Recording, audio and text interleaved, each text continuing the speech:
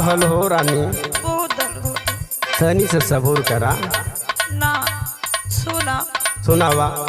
भूखेला दर्द बड़ा जोर, तेला वाला काके डाल रजऊ।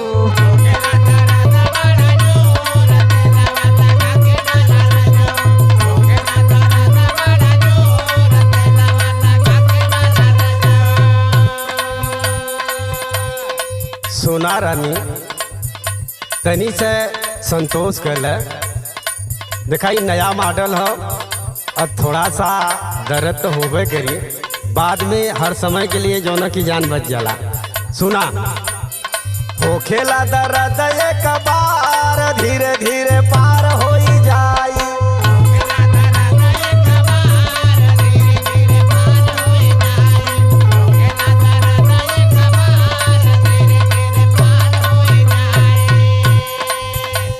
सुना सुनावा। नया बा सामान थोड़ा छोट बटे साई।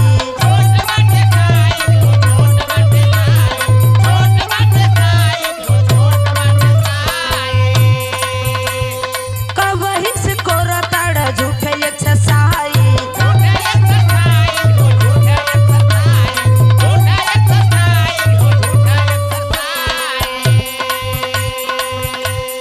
जीवा करी के तना कठोर, तेला वाला काके डाल रजऊ।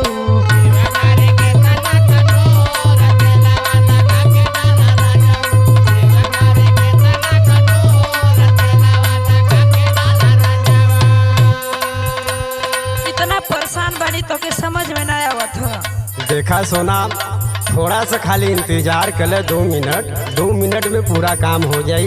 देखा तेल तो तेल ले आई ले, क्रीम भी ले आई ले ला, तो हाँ कौनो ज्यादा दिक्कत न होई। खाली 2 मिनट सबूर करा तू। सुना।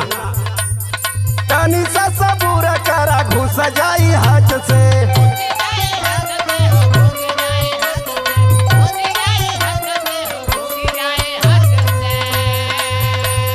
ये तना यही ठबूत काट जाई काच से।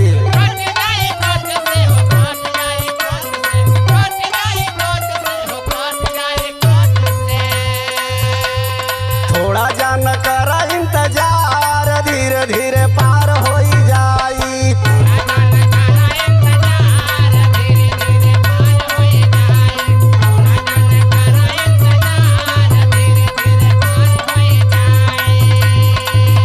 वो तो ठीक हो, जीव तो बहुत कठोर कैले बा। तनी से कईला। अगर तनिए ना समझ में आवत हो तो पूछ लेही जाके, रेशमा दीदी से पूछ लेही हम कितना बर्दाश्त करेला। ओनहु के वह कष्टवा भयल जौन तो है टाइम होता। सोना सुनावा। मत बरियारी करी बहुत दुखाला।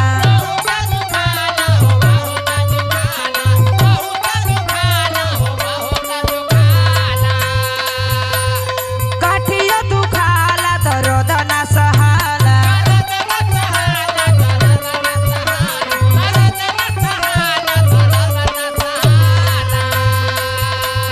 मत बरियाई करी बहुत दुखाला, काठिया दुखाला, दर्द ना सहाला।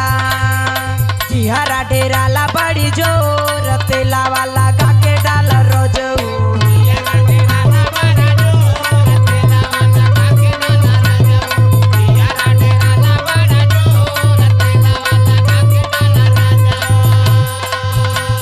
इतना डर लगेला, जीव में इतना डर हो तो के समझ में ना आवेला का।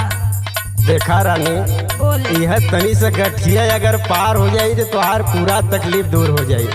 सुना। हाँ बोले निकला की बहुत टाइट जब घूसी।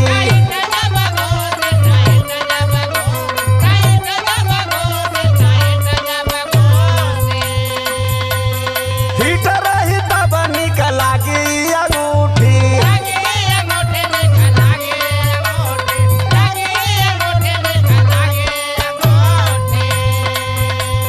माना गोरी बतिया हमार, धीरे धीरे पार हो जाई।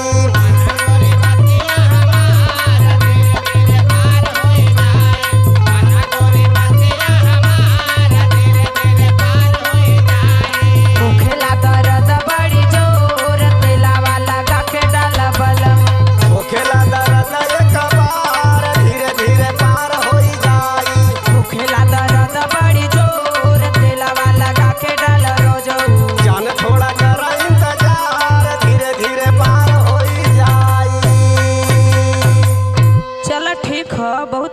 लगत हो। ठीक है जान।